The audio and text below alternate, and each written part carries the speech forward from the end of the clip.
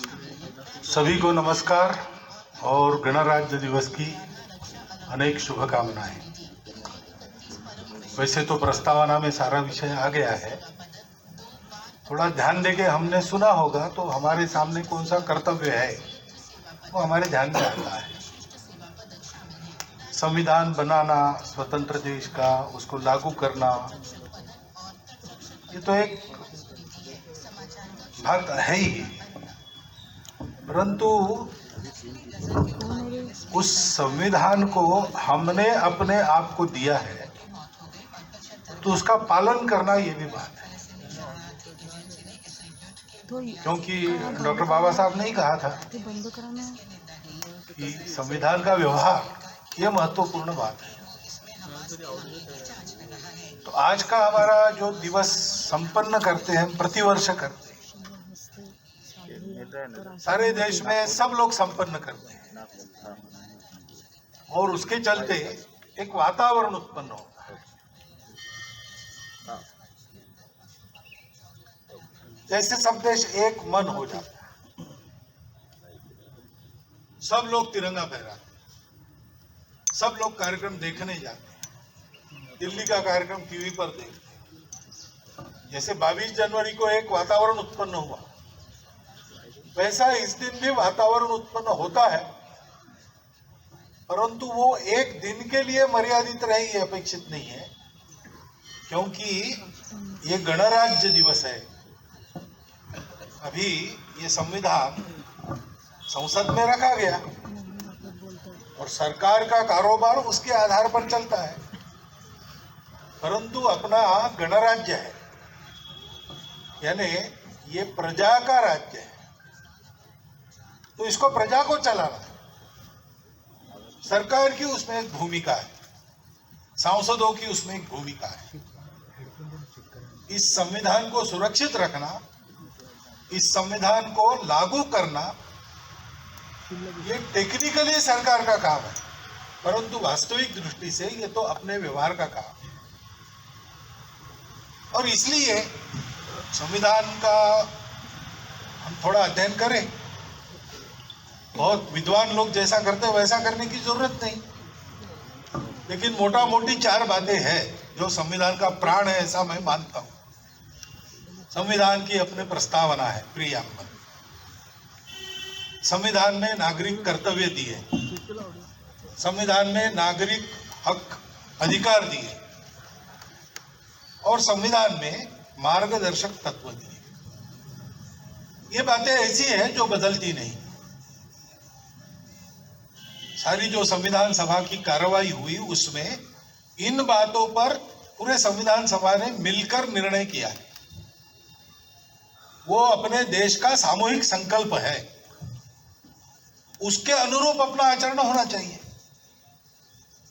हमारे यहां सब प्रकार की स्वतंत्रता दी है, परंतु ये भी कहा गया है कि जैसे उस भाषण में बाबा साहब ने कहा कि आर्थिक और राजनीतिक स्वतंत्रता का प्रावधान संविधान में मैंने कर दिया है, परंतु यह स्वतंत्रता वास्तव में आनी है तो उसके पीछे एक बंधुता काम करती है। स्वातंत्र्य, समता और बंधुता ये तत्वत्रयी मैंने फ्रेंच राज्य क्रांति से नहीं ली, भारत में उपजे तथागत बुद्ध के विचार से मैंने उसको लिया। और इसलिए दुनिया का अनुभव ऐसा है कि समता स्वतंत्रता एक साथ नहीं आती। समता है तो स्वतंत्रता का संकोच करना पड़ता है, और स्वतंत्रता देनी है तो समता की गारंटी नहीं दी। ये दोनों एक साथ लाने का एक ही उपाय है, बंधुभाव। बंधुभाव ही धर्म है, ऐसा उन्होंने कहा। अपने आज हम तिरंगा फहराते, उस पर धर्मचक्र है केंद्र में, तो कानून है ही, उसका पालन करना ही है, उसका अनुशासन है ही। लेकिन यह अनुशासन कायम कैसे रहता है? वो कायम रहे इसलिए सरकार के हाथ में दंड शक्ति है, विधान है, उसको लागू करने के अधिकार है, उसके लिए पुलिस है, बहुत सारी व्यवस्था है। लेकिन कोई भी चीज व्यवस्था के बल पर एक हद तक होती है, व्यवस्था को पालन करने वाले लोगों का मन रहता है हम इस व्यवस्था में रहेंगे, इसका पालन करेंगे। ये क्यों होता है? ये भी इसलिए होता है कि व्यवस्था और जिनके लिए व्यवस्था है वो लोग, उनके प्रति एक आत्मीयता रहती है। ये हमने बनाई व्यवस्था है, ये हमारे लिए बनी व्यवस्था है, ऐसा एक आत्मीयता का भाव रहता है। वही भाव आपस में व्यवहार में बंधुभाव के रूप में प्रकट होता है। उस बंधुभाव का हम स्मरण करें। भारतवर्ष के जन की ताकत अपरंपार है, वो कभी भी कम नहीं थी, वो वैसी की वैसी बनी है। और उसके बल पर जब वो जागता है तो वो अनेक चमत्कार दुनिया में करता है, जैसा आज कर रहा। ऐसा भारतवर्ष आएगा, ऐसा भारतवर्ष उठेगा, ये अगर 40 साल पहले हम कहते तो अपने ही लोग हमारी खिल्ली उड़ाते। लेकिन आज हम देख रहे हैं हर क्षेत्र में हम आगे बढ़ रहे हैं।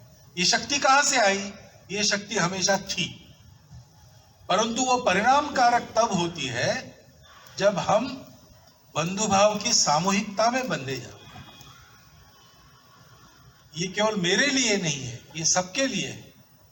मेरे सारे सामर्थ्य का उपयोग मुझे सबके लिए करना है, क्योंकि सब मेरे अपने हैं। दिखते विविध है, लेकिन हमारे देश में तो परंपरा है सारी विविधता का स्वीकार करना। हम विविधता को अलगाव नहीं मानते। इस प्रकार बंधुभाव के साथ देश के लिए सब लोग मिलकर देश के लिए सब लोग मिलकर उद्यम करेंगे, संविधान के अनुशासन का पालन करेंगे, उसकी पवित्रता पर आंच नहीं आने देंगे, उसके भाव को ध्यान में रखकर उसका उचित उपयोग करेंगे, तो राष्ट्र उस उत्कर्ष की ओर जाएगा।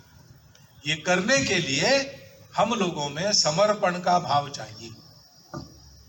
मेरा स्वार्थ छोड़ दूंगा मैं। आज जो गीत हुआ, मैं रहूं ना या रहूं, मैं रहूं या ना रहूं, भारत ये रहना चाहिए। हम संघ में गीत गाते हैं, तेरा वैभव अमर रहे मां, हम दिन चार रहे न रहे। देश हित के प्रति, समाज हित के प्रति, अपने बंधु बांधवों के हित के प्रति सारे भेद छोड़कर, सारे स्वार्थ छोड़कर जीवन सर्वस्व अर्पण करने की तैयारी से लग जाना, ये हम सब मिलकर करते हैं। तो आज जो दुनिया को भारत से अपेक्षा है और भारत के जन जन की आकांक्षा है कि हम विश्वगुरु बने, वो कुछ ही वर्षों में सफल होती हुई हम देख सकते हैं। इतना अपरंपार सामर्थ्य अपने हम में है, लेकिन उसके लिए हमको ये समर्पण याद रखना पड़ेगा। राष्ट्र ध्वज के शीर्ष स्थान पर जो रंग है वो अपने देश में समर्पण का रंग माना जाता है। उस पर जो धर्म चक्र है वो धर्म चक्र वास्तविक धर्म जो है बंधुभाव का, उस पर आधारित धर्म का चक्र है।